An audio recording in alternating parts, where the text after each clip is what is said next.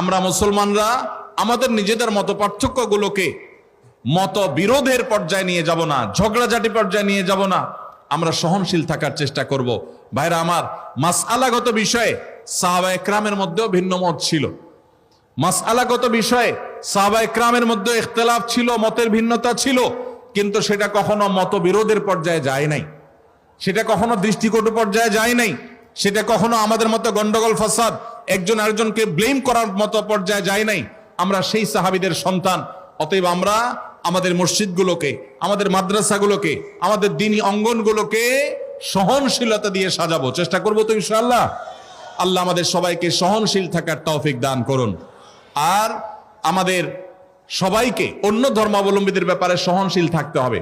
আমাদের হিন্দু ভাইদেরকে আমি বলতে চাই, বৌদ্ধ এবং খ্রিস্টান ভাইদেরকে বলতে চাই, আপনাদেরকে যারা উস্কে দিচ্ছে, আপনাদেরকে যারা মায়া কান্না করে আপনাদেরকে নানাভাবে বিপদগামী করার চেষ্টা করছে, আপনাদেরকে মুখোমুখি দাঁড় করাচ্ছে মুসলমানদের, এরা আপনাদেরও শত্রু, আমাদেরও শত্রু, এরা এ দেশের শত্রু, এই মাটির শত্রু।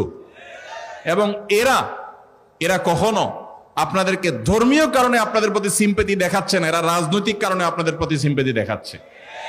অতএব আমাদের জায়গা থেকে আমাদের সতর্ক থাকতে হবে, কোনোভাবে আমাদের এদেশের সাম্প্রদায়িক সম্প্রীতির যে উজ্জ্বল অতীত আছে, ঐতিহ্য আছে, এই ঐতিহ্যকে কখনো কালিমা লেপন করতে দেওয়া। এদেশের হিন্দু, খ্রিস্টান, বৌদ্ধ তারা তাদের ধর্মীয় কাজ পালন করবে, সেখানে কেউ কোনো নামধারী মুসলমানও কেউ সেখানে বাধা দিতে যাবে না, যদিও মুসলমানরা যায় না।